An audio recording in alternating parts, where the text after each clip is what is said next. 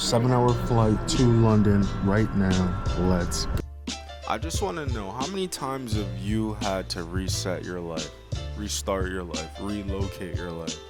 I've done this so many times, I can't even keep track. So right now, I'm moving from Sarasota, Florida to Nairobi, Kenya, but I won't be there for too long because I'll be heading to the coast where the beach is. So my journey started in Sarasota, Florida, and I called the Greyhound to Miami International Airport. It was about a 3-hour drive, or a 4-hour. I only have my backpack and my suitcase. Now we need to get to the airport. This was the beginning of me realizing that I need to ask for help. So I wasted time and energy walking around the Greyhound, which was actually really nice. So this is where you will go if you ever were to catch the Greyhound to Miami. And I couldn't find where to go. So I had to walk back over here, speak with a gentleman, and then he told me which way to go. And that was it. That was probably the last time my feet was on American soil outside of the airport. So I decided to go upstairs. One thing about me, I don't like people behind me, so that's why I started to move out of this guy's way. I don't like that vibe. But this is the 360 that I'm using. At this moment, you can't really tell how nervous I am.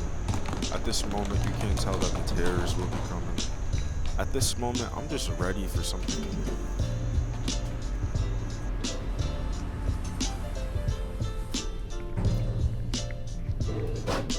I wore the NSYNC shirt because I know that the millennials can relate to this. If you are a younger person, please don't get caught up in car payments and debt. Live your life, travel, go be with somebody who is not American. Go fall in love with somebody that's not American. Okay, so when you get to Miami International, you have to go up the steps, and isn't really the airport just yet. You need to find the tram, which is like a train, and it'll take you there. But it was one heck of a walk. I mean, I got to the airport about 3 hours before my flight was to take off, because there was no way I could miss this flight. The ticket was only $480, and to be honest with you, when I left America in this video, I had less than $1,000 with me. So I'm doing all this just because, I'm kind of crazy, I guess you could say. But to be fair, the universe got me. Like, I know I'm in good hands. I know when I get to Africa, everything is going to work out for me. I've done everything in America. I've done white collar, blue collar, green collar, everything you can imagine to try to get ahead. And every time I got ahead or felt like I was getting ahead, I was still empty. I still didn't like how much other people were making money off of me. So instead of complaining about the system, I'm going to try to win within the system. I'm going to take all of my technology, my last $1,000, and I'm going to go to Africa. I'm going to complete the cycle in my family's life.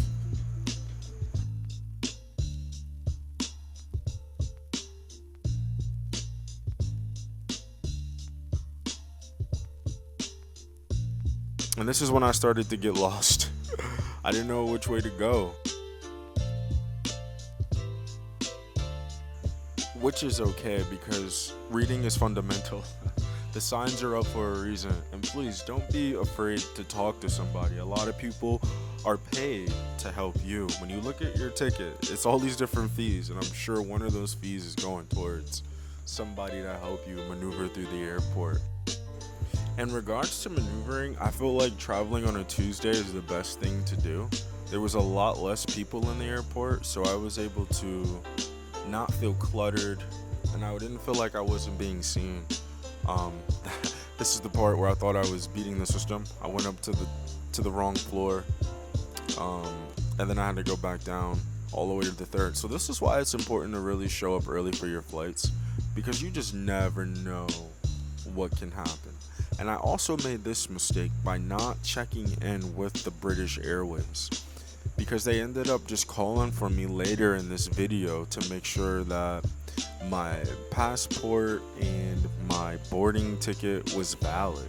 So make sure you check in with them regardless if you printed it off. So my goal is to always use the bathroom as much as I can. There was nobody in there with me, so I just brought it in there. But hey, no biggie. It's all good, man. I'm new to this YouTube stuff, so if you guys don't like it, just leave it in the comments. Alright, we are made it through TSA, making my way to British Airlines. Let's go. Alright, so I'm in Miami. I've caught my bus. I caught the tram. I found my gate. It's on the other side. I'm flying Air America. So I'm just gonna eat my last American bullshit food before I leave the country. So thank you for tuning in. This is Sean, and I'm restarting my life for the third time. This time, I'm restarting it in Africa. The last time, I restarted it in Thailand. The time before that, it was Florida. And the time before that, it was Pennsylvania. I don't know why I keep making these decisions that keep landing me on the road. But hey, buckle up, it's gonna be great. Now, one thing I want you to keep in mind while you're enjoying yourself in the airport is you need to keep checking when your flight is coming and if they switched the terminal and the gate. So after I had my food and I got comfortable and I've identified where the flight was supposed to be, I went and double checked just to make sure, because again, I'm changing my life. I cannot miss this $480 flight. And you're probably wondering, what life did I leave behind in America? Don't worry, we're gonna get to that.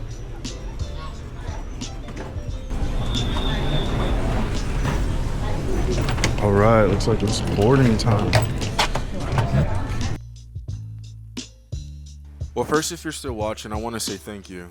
You stuck around for this long. That means a lot to me.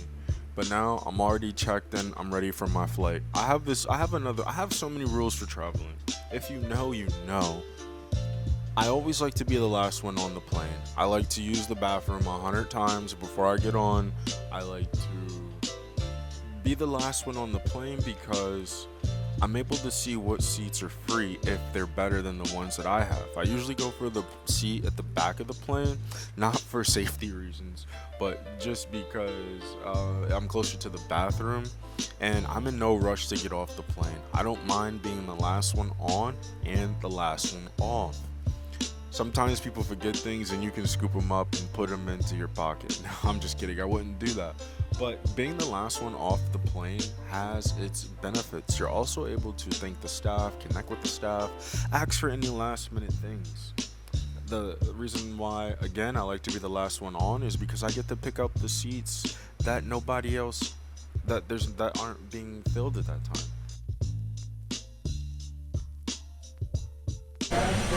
Do they want to see my ticket? Or do you guys want to see my ticket or no? Do you know where you're going? 83, the last one. 83. Straight down here for you. Thank you guys.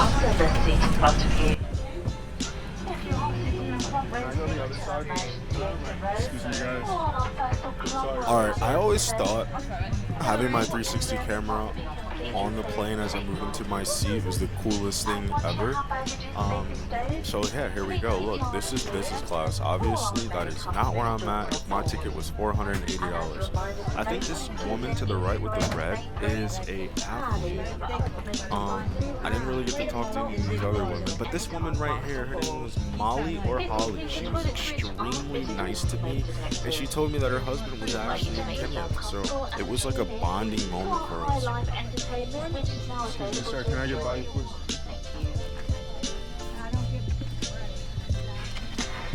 Thank you so much.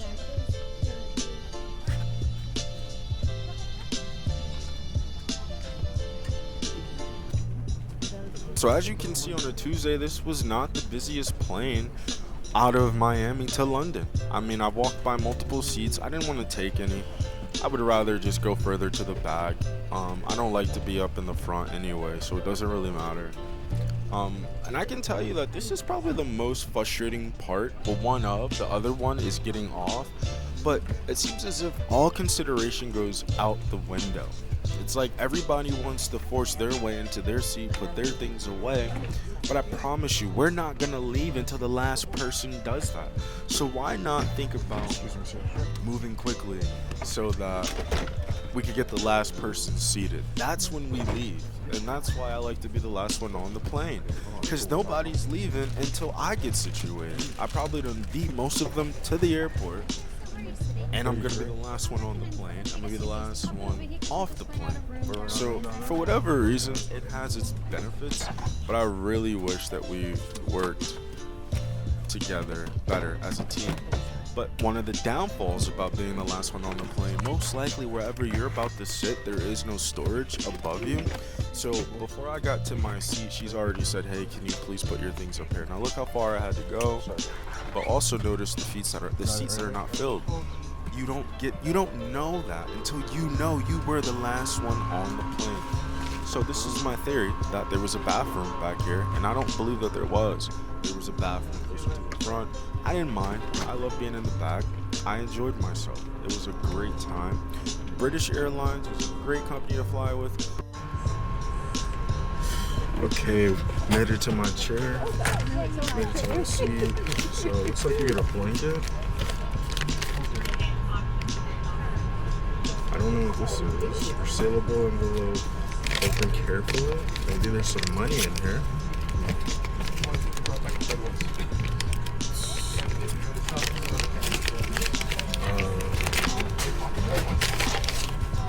Headphones because we got the TV. Also, the hair. We got a pillow.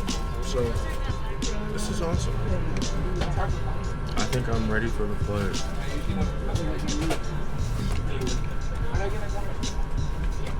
Blanket. Right next to the bathroom. So whenever I fly, I usually like to get a window seat, and I like to be next to the bathroom. So now there's gonna be a bunch of people coming and stuff like that, but there shouldn't be. There's another bathroom in front of me, and then there's one behind. So A-okay. You enjoy the flight.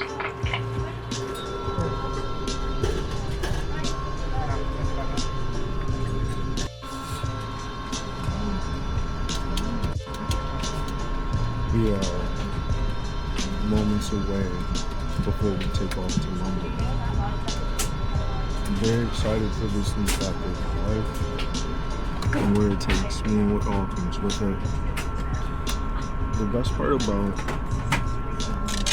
this whole experience is that I'm going with one of my best friends, and he's already there. He's just waiting for me to get there, so this is awesome. Like, so what tips do I don't even know what to say. I don't.